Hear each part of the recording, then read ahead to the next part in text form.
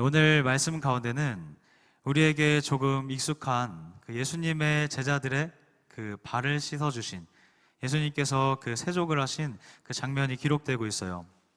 이 본문의 뒤로 갈수록 예수님께서 왜 제자들의 발을 씻기셨는지 이에 대해 그 자세한 이유가 점차적으로 드러날 것입니다. 그런데 오늘 이 말씀이 시작되고 있는 1절의 말씀을 보면요, 그 이유가 예수님 자신의 그 사랑을 보여주시기 위함이다. 끝까지 사랑하신 그 사랑을 보여주시고 나타나시기 위함이다라고 증거하고 있어요. 요한이 기록한 지금의 때는요, 바로 6월절 전이었습니다. 예수님께서 십자가를 지시기 전이었죠. 그걸 아셨던 주님께서는요, 제자들에 대한 그의 사랑이 처음부터 그리고 지금까지 그리고는 또 앞으로 영원토록 변함없을 것이라는 이 사실을 이 제자들의 발을 씻어주심으로, 씻기심으로 보여주고 계셨던 것입니다. 우리도 오늘의 말씀을 보면서 그 현장, 그 자리를 대면하고 있어요.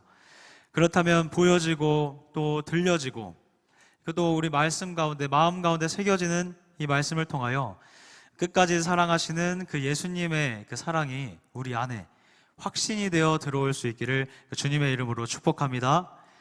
먼저 이 세족이 우리에게 주는 가장 큰 유익이 있다면 그것이 무엇인가 하니, 나의 씻음을 통하여 깨끗게 된다는 것은 예수님의 십자가의 사건으로 인해서 우리 죄가 깨끗하게 씻김 받았다는 것을 의미하죠.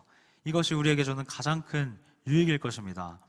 이 씻음이 얼마나 완벽하고 확실하면 주님께서는 한 번 씻은 자는 다시는 씻을 필요가 없다고 말씀하셨어요.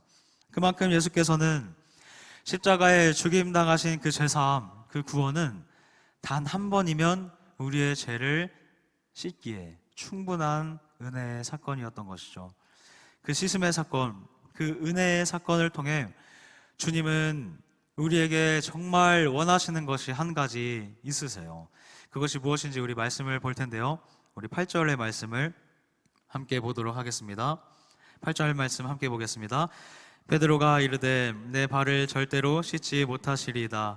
예수께서 대답하시되 내가 너를 씻어주지 아니하면 없느니라. 내가 너를 씻어주지 아니하면 내가 나와 상관이 없느니라. 주님이 정말 원하시는 것 무엇인가요?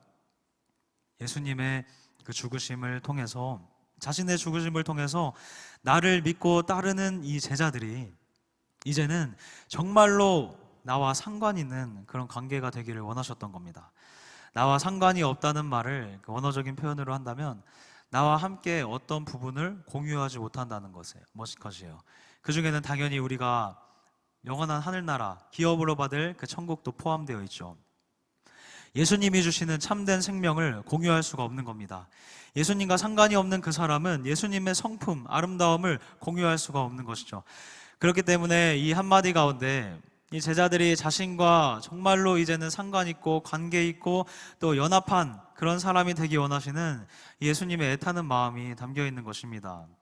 결국 이 세족을 통해서 제자들의 발을 씻겨주시는 이 예수님의 행동은 단순하게 겸손함으로 감동을 주는 것이 아니라 제자들을 위해 자신의 생명을 내어놓으심으로 제자들이 자신과 상관 있는 사람이 되기 원하시는 그 사랑의 배려였던 겁니다.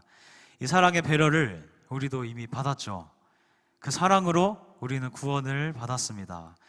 그렇게 주님께서 구원을 베푸시는 모습, 이 모습 가운데 정말 주목해보기 원하는 모습이 한 가지 있어요.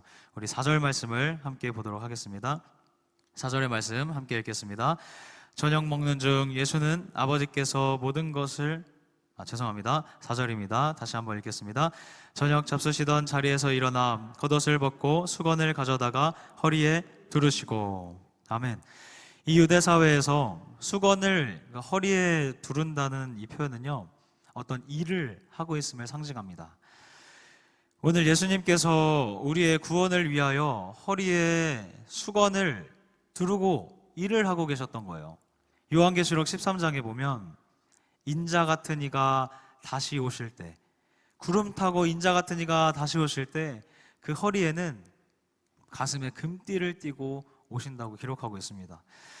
이것이 예수님의 진짜 모습이요. 영광스러운 예수님의 진짜 모습이 이것이라면 예수님께서 이 땅에 계시는 동안 그 영광스러운 모습을 내려놓고 이 땅에서는 허리에 금띠가 아닌 수건을 두르고 끊임없이 일하셨다는 겁니다. 그 일은 결국 무엇을 위한 일인가요? 네, 저와 여러분들을 위한 그 구원의 일이죠. 이것은 우리의 삶이 나아가기 원하는 그런 방향이기도 합니다. 우리는 주님이 다시 오실 그날에는 주님과 함께 저 영원한 하늘나라에서 영광스러운 면류관을 쓰고 주님과 함께 찬송할 거예요. 그 놀라운 영광 가운데 주님과 함께 할 것인데, 하지만 이 땅에서 살아가는 동안에는 우리 예수님께서 보여주신 것처럼 우리도 그 모습을 본받아서 허리에 수건을 두르고 주님이 맡겨주신 그 일을 잘 감당해야 한다는 겁니다. 그 일이 뭔가요? 자기 사람들을 사랑하시되 끝까지 사랑하시는 그 사랑을 우리 예수님은 쉼없이 일하는 것으로 보여주셨어요. 주님은 가르치시고 고치시고 복음을 전파하시는 이것을 쉬지 않으셨습니다. 우리 사랑하는 성도님들, 이렇게 사랑은요, 행함으로 보여지는 겁니다. 제가 중학생 때였는데 저희 외할아버지가 그때 돌아가셨어요. 제가 중학교 2학년쯤에 이제 저희 할아버지가 돌아가셨는데, 외할머니가 혼자 되셨을 때 저희 큰 이모가 할머니를 그 임종 직전까지 모셨습니다. 이모와 저희 이모부는 천주교 신자이신데 할머니를 위해서 조금 다른 성경이죠. 기독교의 성경을 배우시고 찬송가를 불러주시면서 그렇게 할머니와 이제 시간을 보내주셨어요. 그렇게 많은 노력을 하셨죠. 기력이 이렇게 쇠하게 된 어른을 임종까지 모신다는 것은 정말 결코 쉽지 않은 일일 겁니다. 그때 이제 이모를 통해서 들었던 말 중에 제가 이 말씀 앞에 서서 기억나는 얘기가 있는데, 사랑은 감정이 아니다라고 하더라고요. 사랑은 의지다라고 얘기하는 거예요. 그때 들었던 말이 이 말씀 앞에 서니까 다시 생각이 나더라고요. 그 오늘에야 이제 이해가 되는 거죠. 진정한 사랑이라면 내가 상대를 위하여 움직이게 되는 게 진정한 사랑이죠. 정말 사랑한다면 움직이게 되는 게 아니고 움직일 수밖에 없는 거죠. 저는 처음에 사역을 하기로 결정했을 때 그 영혼 구원에 대한 기쁨을 맛보는 것으로 시작을 했습니다. 한 영혼을 사랑하시는 하나님의 마음이 얼마나 감격스러운지, 이 기쁨을 내가 맛보아할 수 있다면 평생 이 일에 올인해도 되겠다, 이 일에 평생을 걸어도 되겠다라는 생각으로 이제 사역을 시작했어요. 그런데 사역을 하면서 해야 될 일이 많아지고 또 바빠지다 보니 영혼을 향하여 가야 되는 발걸음이 점차 줄어드는 거예요. 그 모습 앞에서 저 스스로에게 질문했습니다. 그 영혼을 사랑하는 그 마음이 그때 시작했던 그때와 같냐고, 그리고 무엇 때문에 사역을 시작했냐고. 사랑하는 여러분들, 예수님께서는 무엇 때문에 이 땅에 오셨나요? 우리를 구원하기 위하여 오셨죠. 우리를 사랑하셔서 우리의 영혼을 건지시려고 이 땅에 오셨습니다. 그 사랑은 단 한 번도 빗나간 적이 없어요. 그 사랑은요, 단 한 번도 멈춘 적이 없고요. 그 사랑은요, 지금 이 순간까지 단 한 번도 쉰 적이 없으십니다. 그 사랑으로 끊임없이 하나님 나라를 전파하신 거예요. 그 사랑으로 끊임없이 병든 자를 고치셨고요. 그 사랑으로 끊임없이 복음을 전파하셨습니다. 힘들다고, 지친다고 그 사랑의 발걸음을 멈추셨나요? 그 사랑의 발걸음을 멈추셨다면 2000년이 훌쩍 지난 지금 우리의 구원이 어떻게 될지 모르겠어요. 채찍에 맞으시고 침뱉음 당하시고 결국 십자가에 죽으시기까지 단 한 번도 그 구원을 위한 그 일을, 그 사랑을 멈추지 않으셨습니다. 이렇게 진정한 사랑은요, 행함으로 나타난다는 사실이에요. 정말 그 영혼을 사랑한다면 그 영혼을 사랑하는 모습이 행동으로 보여질 수밖에 없는 겁니다. 그렇다면 이제는 그 사랑을 받은 우리도 그 주님이 보여주신 것처럼 눈에 나타나는 행함이 있는 그런 사랑하는 우리 성도가 되기를 주님의 이름으로 축복합니다. 네, 그렇다면 이제 한 가지 더 살펴보기 원하는 것은 그 사랑을 받은 자의 모습, 그 사랑을 받은 자의 모습을 한번 우리가 살펴보기를 원합니다. 자, 오늘 말씀 가운데 보면요, 예수님이 거저주시는 사랑으로 발을 씻어주신다고 하셨을 때 베드로의 반응이 어땠나요? 야, 아니 주님, 이게 지금 무슨 일입니까? 왜 내 더러운 발을 주님께서 씻어주십니까? 주님께서는 내 발을 절대 씻지 못하시리이다. 이것이 베드로의 반응이었어요. 어떻게 보면 이것은 당연한 반응입니다. 아니, 그렇게 대단한 선생님이, 그 스승이 제자의 발을 씻는다니요. 굉장히 부담스럽죠. 거절하는 것이 당연하고, 거절하는 것이 어떻게 보면 예의예요. 그런데 베드로의 이 거절은요, 예수님이 발 씻겨주시는 그 친절함을 거절한 것이 아니라 자신의 영혼을 깨끗하게 할 그 구원을 거절했다는 그것이 문제가 되는 겁니다.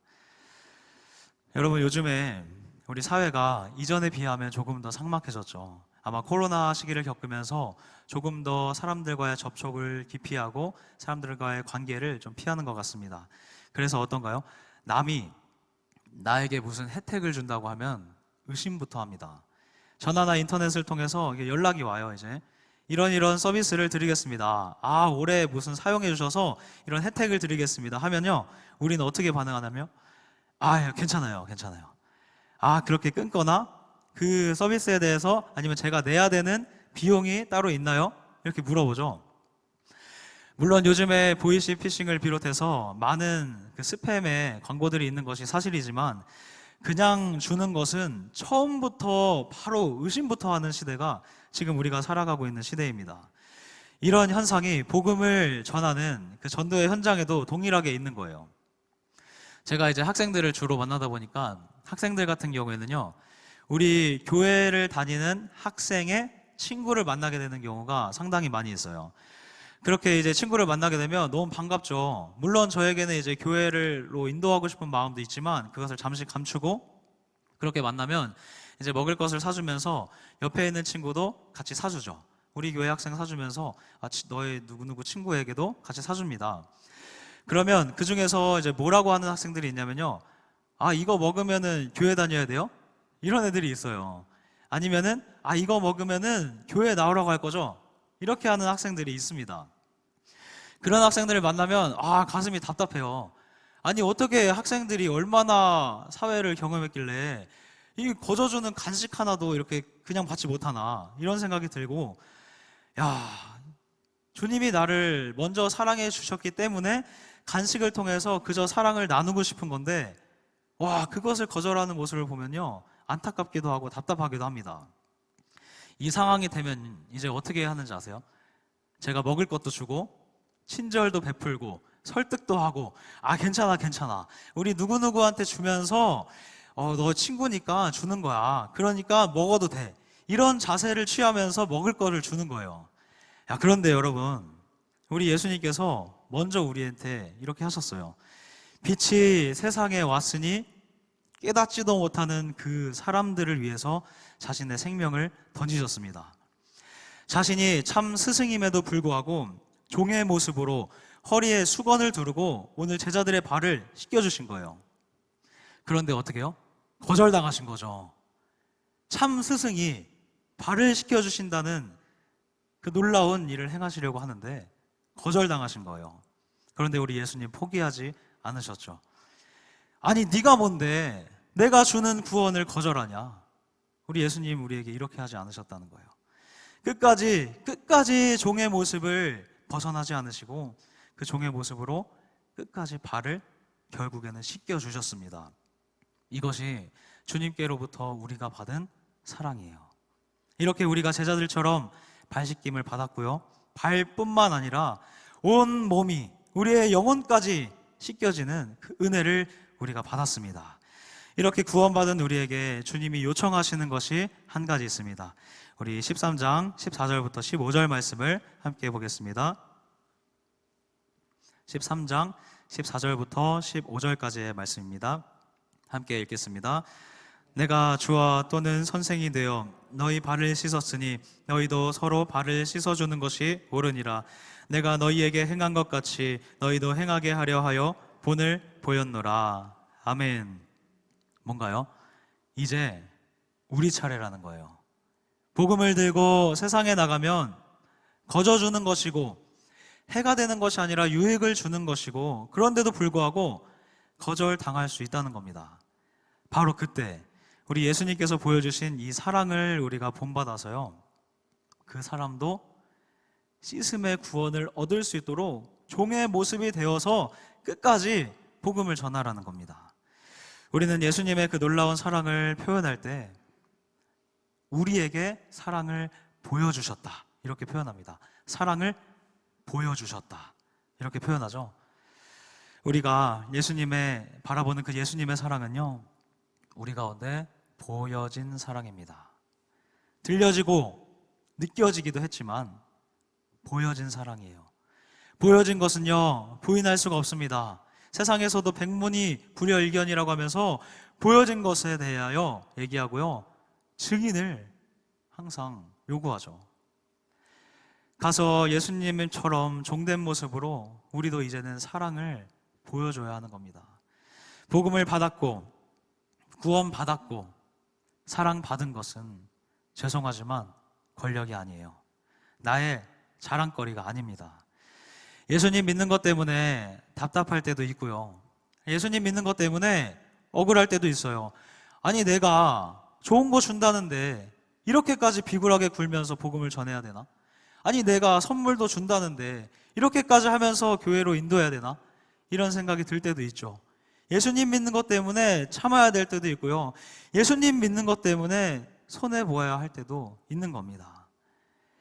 그렇게 가슴 아플 때도 있지만 그 사람이 너무 크기 때문에 한 번 더 나를 낮출 수 있는 것 아니겠나요? 우리 사랑하는 성도님들, 오늘 이 말씀 가운데 주님께서 보여주신 이 종의 모습, 이 모습이 우리의 모습이 되기를 소망합니다. 그리하여서 정말 끝까지 사랑하시는 그 사랑으로 구원받은 우리가 이제는 그 사랑으로, 그 사랑에 힘입어 세상에 나가서 발을 씻어주는 사람이 되기를 원해요. 가르침이 필요한 영혼이 있죠. 고침이 필요한 영혼이 있죠.